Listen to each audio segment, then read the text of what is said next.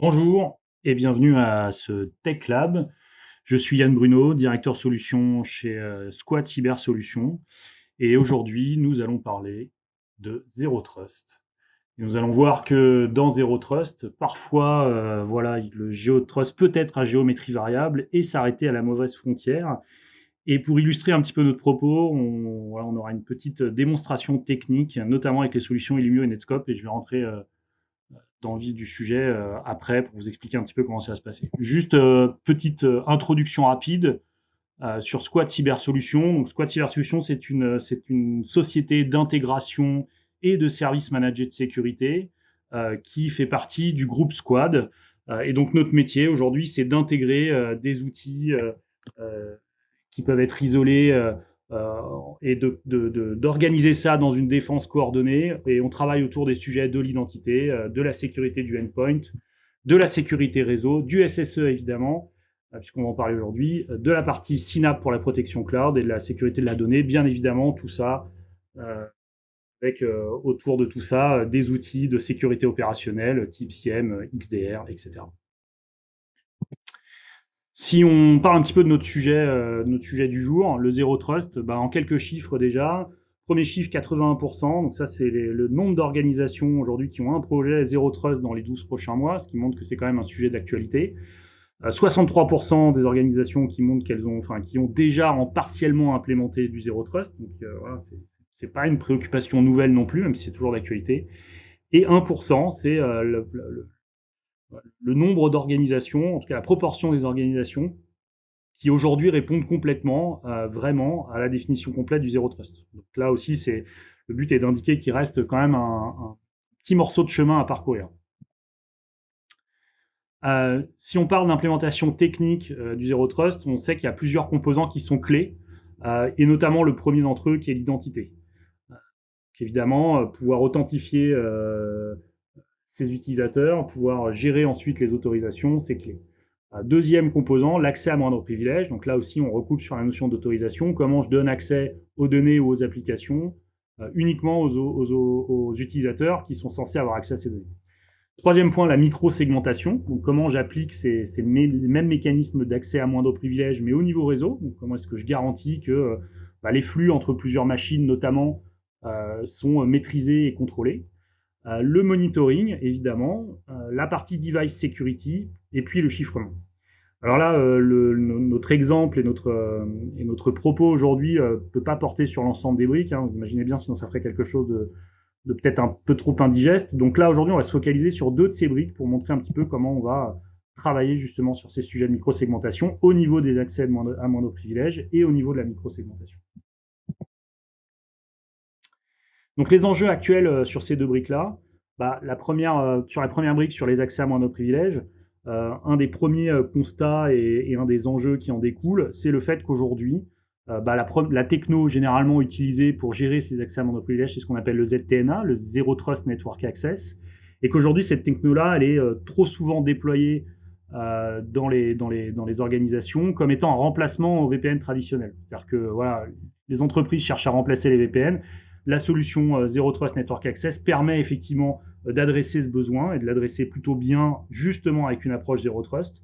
Par contre, ce qui se passe, c'est que aujourd'hui, généralement, les boîtes ne traitent que les accès externes de cette manière-là. Ce qui fait qu'en fait, les accès internes, aujourd'hui, sont encore traités avec d'autres solutions, souvent des solutions legacy, type firewalling, qui peuvent être en niveau 4 ou en niveau 7. Généralement, le niveau 7 est rarement mis en place jusqu'au bout, et puis sur lesquels on peut avoir voilà, toute la notion d'user ID qui elle aussi est compliquée à mettre en place, pas toujours bien mise, et à la fin de la fin, on se rend compte que c'est toujours assez partiellement mis en production.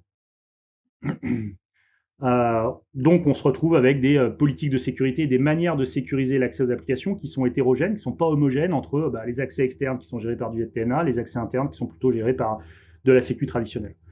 Euh, Enjeu aussi important sur les accès à moindre privilège, l'expérience utilisateur.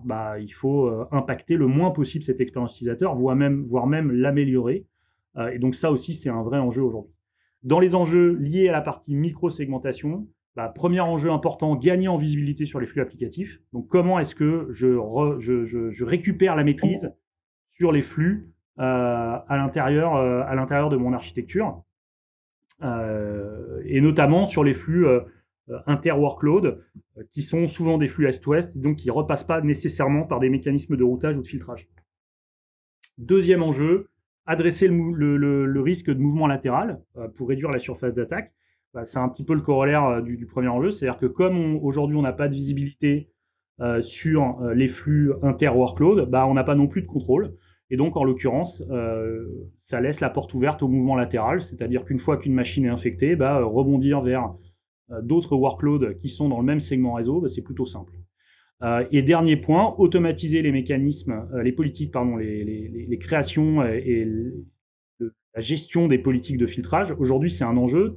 Aujourd'hui, ça peut déjà être compliqué sur des pare-feux traditionnels inter-VLAN ou de cœur de réseau. Quand on commence à rentrer dans de la micro-segmentation, c'est-à-dire des politiques de sécurité qui vont au niveau de chaque workload, bah, ça peut tout de suite être très compliqué à gérer. Et donc, l'enjeu des solutions de micro-segmentation, c'est aussi de faciliter la création la création et l'entretien de ces politiques de sécurité. Et pour ce faire, bah, il y a une couche d'abstraction qui est généralement introduite, et on va plus vraiment travailler au niveau réseau. C'est-à-dire qu'on va plutôt étiqueter les workloads via des labels, et ensuite on va plutôt travailler au niveau de labels, simplement en ouvrant des flux entre le serveur web de telle application vers le serveur de base de données de telle application. Peu importe les machines qui sont derrière, une fois qu'on les aura labellisées correctement, elles hériteront des politiques. D'accord. Et ça, c'est aussi des mécanismes qui permettent facilement d'intégrer l'automatisation en fait au niveau de la gestion de la politique de sécurité. Donc évidemment, si on parle de ces deux briques-là ensemble, c'est que quelque part, il y a une certaine logique à ce qu'elles soient regroupées, simplement parce que dans les deux cas, on va vers une politique de zéro confiance. D'une part, pour l'accès des devices sur le réseau, on va parler de microsegmentation, d'autre part, sur l'accès des utilisateurs vers les applications, quand on parle plutôt de ZTN. Donc pour illustrer un petit peu voilà, le propos qu'on va avoir ici, on va faire une démonstration technique. Et dans notre démonstration technique, on va utiliser plusieurs technologies. La première technologie qu'on va utiliser, c'est Netskope. Donc Netskope, c'est une plateforme SASI, qui est une plateforme cloud, donc qui est basée sur le propre réseau de Netskope, qui a plus d'une centaine de points de présence à travers le monde. La plateforme SASI Netskope, elle adresse aussi bien les problématiques de connectivité réseau, donc notamment avec du SD-WAN, voilà, tout ce qui va être sécurité du réseau, etc., que tout ce qui va être lié à la sécurité en tant que telle, avec la partie proxy cloud, le SWIG, la partie CASB, la protection des applications SaaS, le firewall as a service, d'autres briques type RBI, etc. Et également la brique ZTNA, donc le Zero Trust Network Access, qui va particulièrement nous intéresser dans le cas d'usage. Donc la brique ZTNA, donc qui s'appelle NPA chez Netskope, Network Private Access. Le principe, c'est qu'elle permet l'accès en fait aux applications privées de l'entreprise. Quand je dis des applications privées, elles peuvent aussi bien se situer dans du data center traditionnel que dans du cloud public, hein, dans des infrastructures de cloud public. Et le principe, c'est qu'on va déployer un composant qui s'appelle le publisher, donc là indiqué avec les petites cases bleues, qui va se connecter, enfin qui va permettre de publier les applications locales. Donc ce composant est déployé au plus proche des applications et il va publier ces applications au niveau du cloud Netskope, de votre instance de cloud Netskope. Les utilisateurs, eux, vont se connecter sur le cloud Netskope, donc soit à partir d'agents Netskope qui vont être déployés sur les postes, voilà, sur les devices, soit via de la Jointless, via différents moyens, du browser access ou ce genre de choses. Et une fois qu'ils vont s'authentifier au Cloud Netskope, on va les autoriser ou pas en fonction des politiques évidemment à accéder à ces applications. Donc ça c'est voilà, le mode de fonctionnement général de la partie Netskope Private Access. Ce qu'on peut constater dans ce mode-là, c'est que l'accès des utilisateurs vers les applications se fait en se connectant par le cloud. Soit avec l'agent, soit directement avec un navigateur, ce qui peut voilà, poser question lorsque votre utilisateur est on-premise et en l'occurrence que les applications sont dans le data center qui d'un point de vue réseau est local. Et on peut se poser l'intérêt, en tout cas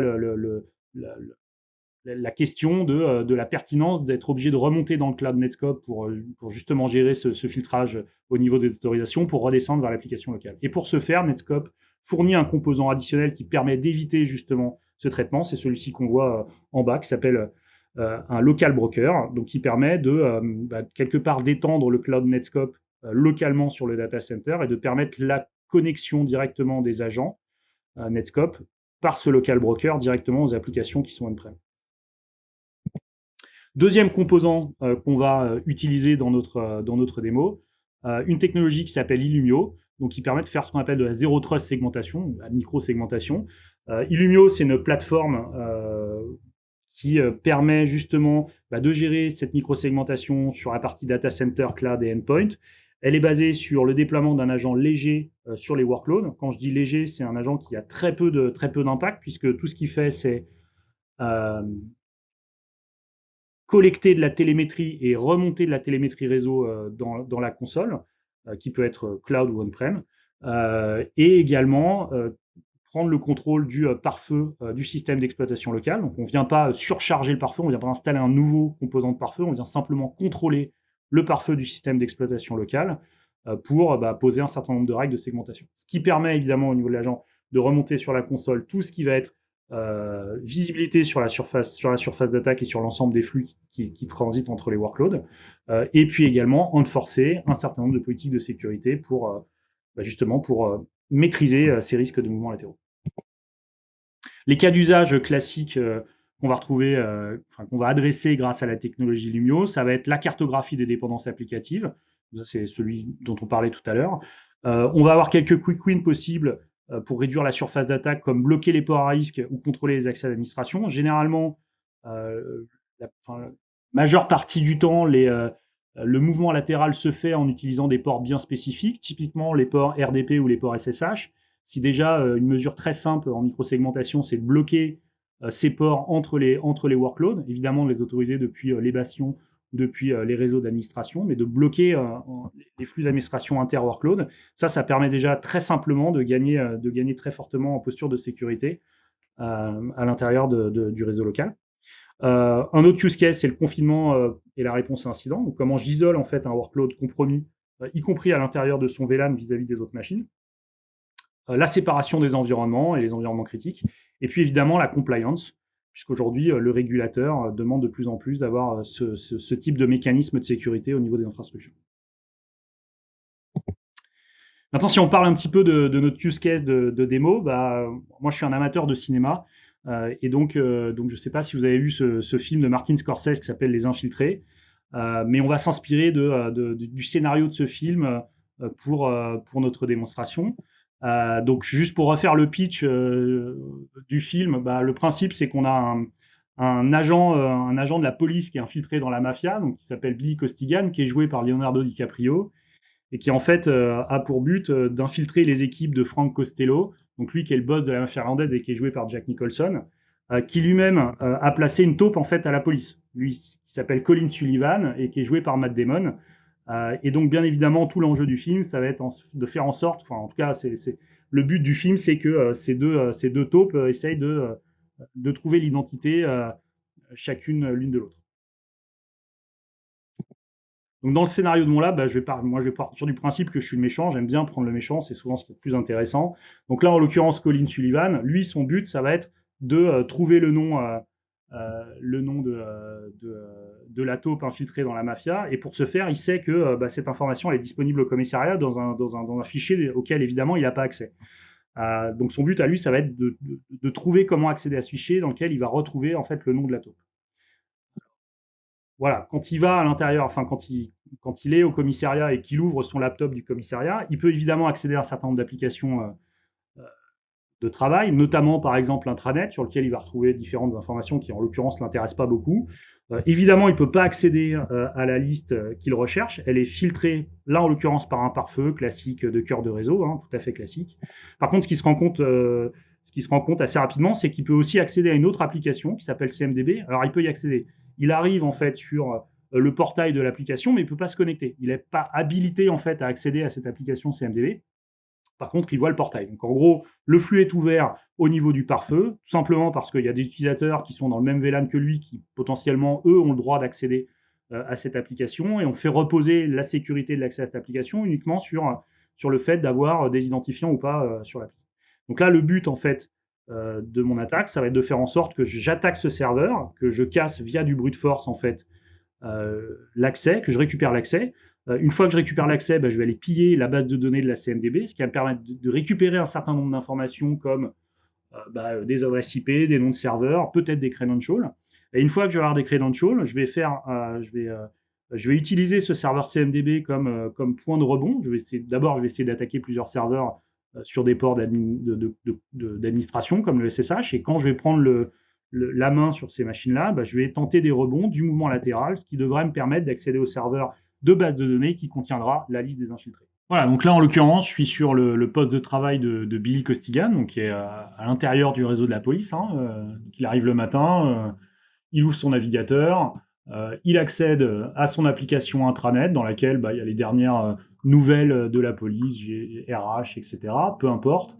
Comme je le disais, il a bien accès à cette application CMDB. Donc là, on voit le portail d'authentification, mais il n'a pas les identifiants. Pas les identifiants tout simplement parce qu'il n'est pas censé accéder en fait à cette partie-là. C'est plutôt de l'IT. Mais évidemment, ses contacts dans la mafia vont lui avoir fourni, eux ils ont des ressources, lui c'est pas un spécialiste dans l'informatique, mais on va lui fournir en fait un script qui va permettre d'attaquer en fait l'infrastructure et en l'occurrence d'essayer d'aller récupérer cette fameuse liste là où elle est. Ok, donc voilà, on me donne le script, on m'explique comment m'en servir, j'ai qu'à le lancer. Donc là, je lance le script, qu'est-ce qui se passe? Là, on va voir que première chose qu'il fait, c'est qu'il va taper sur ce fameux CMDB Tech Lab et on va faire un brute force. Donc là, brute force, alors évidemment, le brute force ici, c'est pas l'objet du lab, donc je vais faire quelque chose qui est plus, en l'occurrence, pour le principe, pour montrer comment pourrait se dérouler une attaque. On n'a pas le temps de faire un brute force complet, mais là, en l'occurrence, voilà, je vais essayer plusieurs combinaisons de login mot de passe. Je vais trouver ce qui va me permettre d'accéder en fait au serveur web. Derrière, j'identifie des endpoints API disponibles en fait sur le service web. Une fois que j'ai identifié ça, je vais passer par les flux API pour aller requêter la base de données et extraire en fait le contenu de la base de données. Donc, je vais me retrouver ici avec une liste de noms de serveurs, d'adresses IP de serveurs et d'identifiants. Super. Ça, c'est une donnée hyper intéressante. Une fois que j'ai ça, le script, qu'est-ce qu'il va faire? Il va tester des connexions SSH. Et là, en l'occurrence, je peux me connecter en SSH sur le premier serveur. Et à partir du premier serveur, je vais l'utiliser comme pivot pour rebondir vers d'autres machines en SSH. Et donc là, vers les serveurs back-end, les serveurs de base de données, etc. Je vais faire ça en rebondissant sur plusieurs machines. Et à la fin, qu'est-ce qui va se passer? Je vais trouver la bonne base de données et je vais identifier donc le nom ici de mon agent infiltré. Donc là, game over. La mafia a gagné et identifier en fait le nom de la taupe. Si je regarde un petit peu ce que ça veut dire en termes de flux, donc évidemment j'ai déjà déployé pour le lab de la micro-segmentation. Là en l'occurrence pour l'instant uniquement en mode visibilité, ce qui nous permet de voir en fait les différents flux. Donc notamment si je vais sur la partie map, voilà, je vais attendre que ça se charge. Donc là j'ai l'ensemble de mon infrastructure et des flux en fait qui transitent à l'intérieur de mon infrastructure. Et moi, ce qui va m'intéresser particulièrement, c'est mes applications. Là, en l'occurrence, mon intranet. Mon intranet qui est composé de plusieurs workloads, un front-end, un back-end, une base de données, et la même chose pour la partie CMDB, la CMDB que j'ai attaquée. Et donc là, en l'occurrence, je vois que le front-end discute avec le back-end. Je vois qu'il discute d'ailleurs sur le port 3000. Je vois que mon back-end discute avec ma base de données et donc sur le port 3306. Voilà, donc je vois l'ensemble des flux regroupés ici par application, vous avez vu, donc ça c'est la map qui me permet de voir par application. Voilà, et je vois les accès venant de la partie workstation dans lequel je retrouve le PC de mon attaquant. Et voilà, maintenant que la map s'est mise à jour avec les derniers trafics, on voit bien ici sur mon application CMDB que j'ai du trafic, là en l'occurrence du front-end vers le back-end, j'ai le trafic légitime en port 3000, et j'ai du trafic qui là est considéré comme du trafic qui n'est pas vraiment autorisé par une règle. Donc c'est normal, de toute façon, j'ai pas encore unforcé les règles, donc là c'est que de l'indicatif, me disant qu'il y a un flux SSH. Et on voit également, donc ça c'est le mouvement latéral, et on voit également le même mouvement latéral vers le flux de base de données, ici, vers le serveur de base de données, sur le port 22. Deuxième partie de ma démonstration, donc là on va changer de scénario. Donc là, dans ma deuxième partie de scénario, ce qui va se passer, c'est que Colin Sullivan, alors ce qui va se passer plutôt, déjà, on va commencer par le début, c'est que l'IT de la police va déployer de la microsegmentation sur son réseau. Ce qui va se passer, c'est que Colin Sullivan, lui, il a toujours le même but, on recommence, on repart à zéro. Donc, il peut toujours pas accéder à la partie base de données secrète. Il peut toujours accéder à l'application intranet, pas de problème, c'est légitime. Je veux dire, ça fait partie de ses autorisations aujourd'hui, donc c'est tout à fait normal. Et donc, les règles posées sur les mécanismes de microsegmentation permettent en fait cet accès.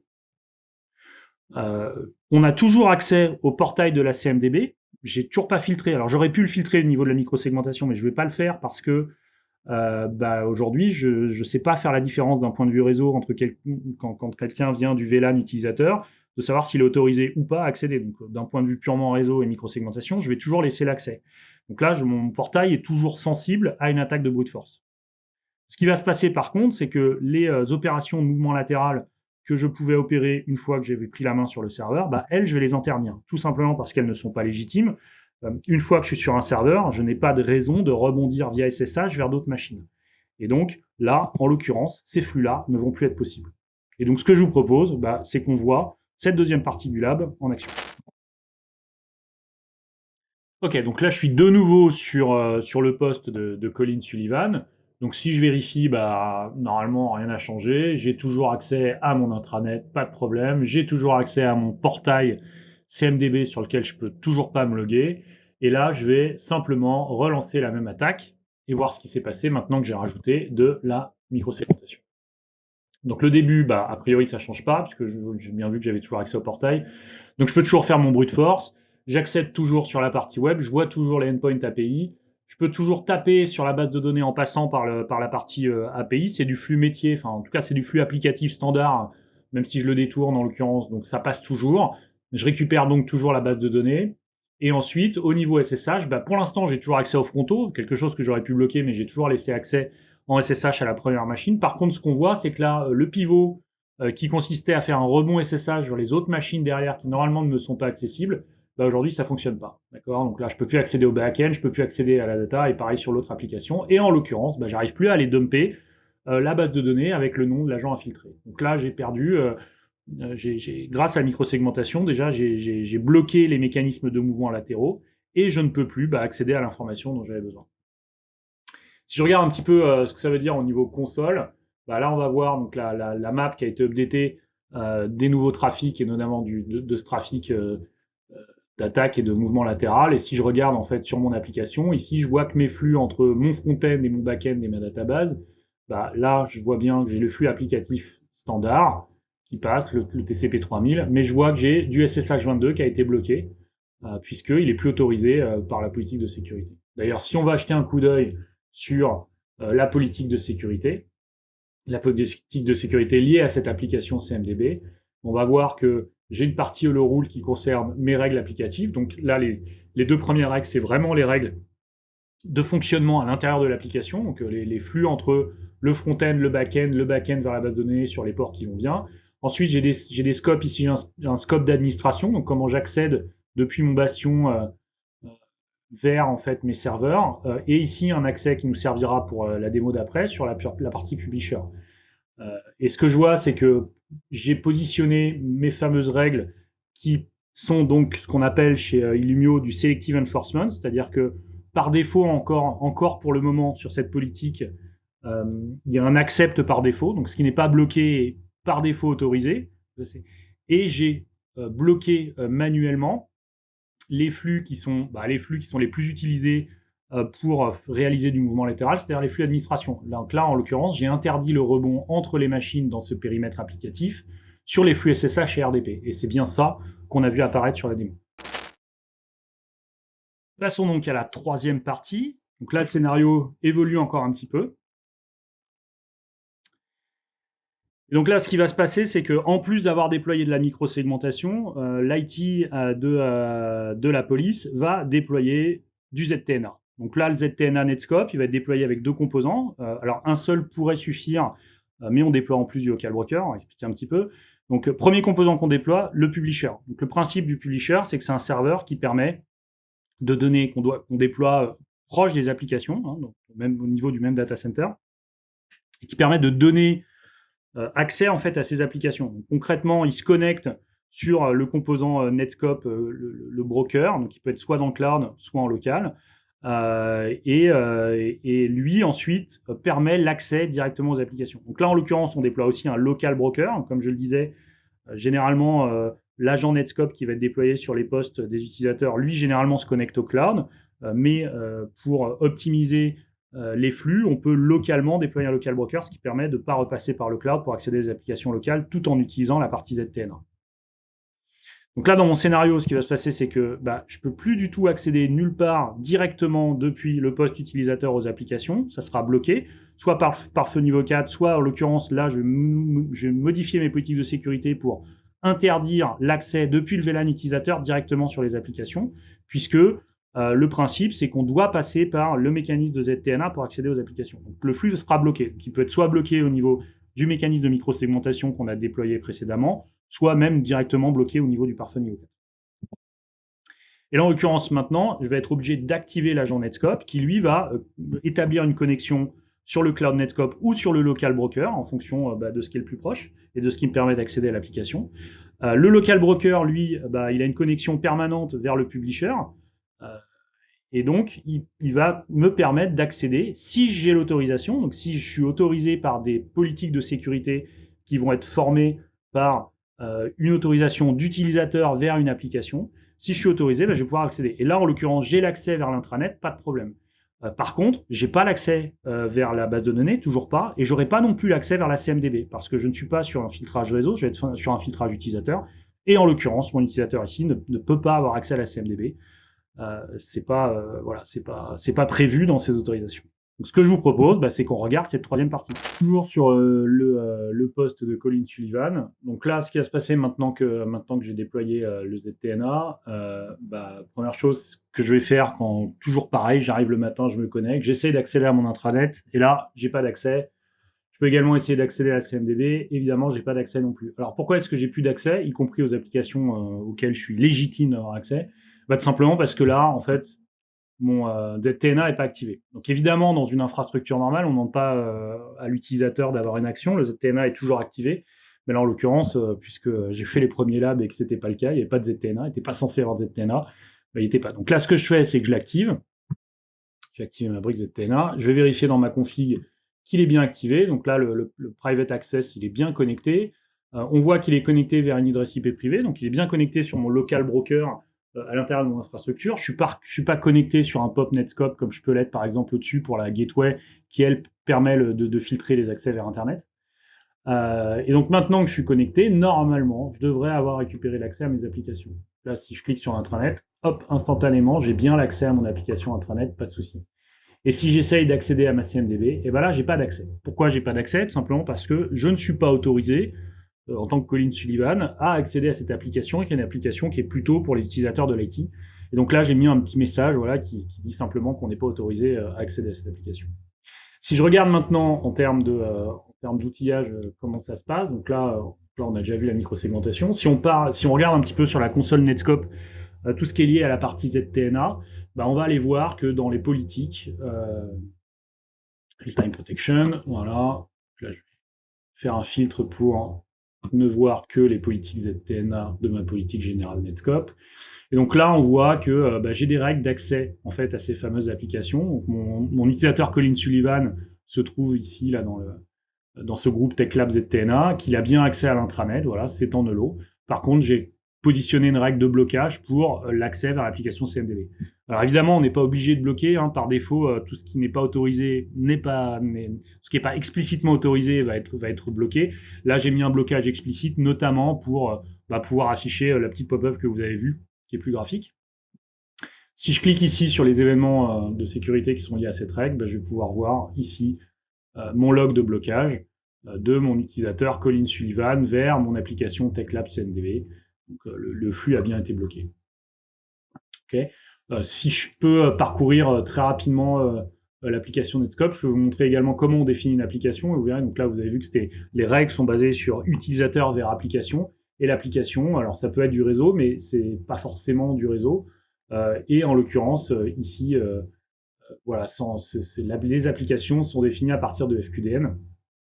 Par exemple, voilà, mon application TechLab Intranet, c'est bien un FQDN qui est accessible par. Donc là, vous avez les deux publishers qui ont été déployés, que je ne vous ai pas montré, mais si on regarde rapidement à quoi ça ressemble sur la map, ici, vous avez l'infrastructure ZTNA qui a été déployée pour le test avec deux publishers et deux brokers. Évidemment, tout ça discute ensemble.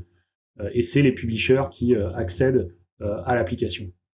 Okay, on devrait avoir la même chose vers l'application intranet, qui est ici, si je l'ouvre, on voit que c'est bien les publishers qui accèdent à l'application intranet. Et ben voilà ce qui conclut notre démo. Donc ce que nous aura permis de voir cette dernière démonstration, c'est que quand on allie à la fois la notion de ZTNA et la notion de microsegmentation, on arrive à une politique, encore une fois, zéro trust, au niveau des accès aussi bien réseau que des accès des utilisateurs vers les applications. La vraie question qui suit, c'est par où est-ce qu'on commence? Parce que sur les projets, sur ce type de projet, ça peut être assez complexe. Donc, bah, ça, c'est un exemple. Hein, c'est pas forcément, forcément, ça va varier en fonction des cas d'usage et de chaque environnement client. Mais généralement, ce qu'on fait en premier, c'est qu'on va faire une cartographie. La cartographie, elle est aussi bien sur les flux, la visibilité récupérer la visibilité sur les flux, que d'identifier en fait en interne quels sont à la fois les utilisateurs et les autorisations auxquelles ils sont censés, qu'ils sont censés avoir, et évidemment toute la partie mapping des workloads qui sont sensibles. Deuxième partie, c'est la priorisation. Donc comment, c'est identifier les quick wins qui vont permettre d'aller déjà d'augmenter significativement ma posture de sécurité en ayant des mesures simples à déployer. Et puis derrière, bah, identifier aussi quels sont mes assets critiques et les applications, soit les plus exposées, soit les plus importantes à traiter en premier. Ensuite, on va avoir le déploiement qui peut être progressif. D'accord. Donc sur la micro-segmentation, on peut faire du ciblé. On peut aussi déployer de manière progressive en termes de niveau de filtrage. On peut passer par ce qu'on appelle du selective enforcement avant d'aller vers du full enforcement. Ce qui permet par exemple de poser des règles en mode deny sur les flux d'administration avant de passer sur des règles vraiment très granulaires au niveau du filtrage de l'ensemble des flux. On peut également aussi déployer le ZTNA de manière progressive sur des périmètres donnés. Et puis enfin, on a une phase d'optimisation qui est un peu plus continue, dans laquelle on va effectivement monitorer, optimiser, étendre en fait ces briques à d'autres périmètres. Et bien évidemment, le message qu'il faut retenir, c'est que Squad est en capacité et est là pour vous accompagner en fait sur ces projets-là. N'hésitez pas à faire appel à nous. Voilà, je vous remercie et j'espère que ça vous aura intéressé. Et évidemment, si vous souhaitez, vous pouvez nous contacter et je serai ravi de répondre à vos questions.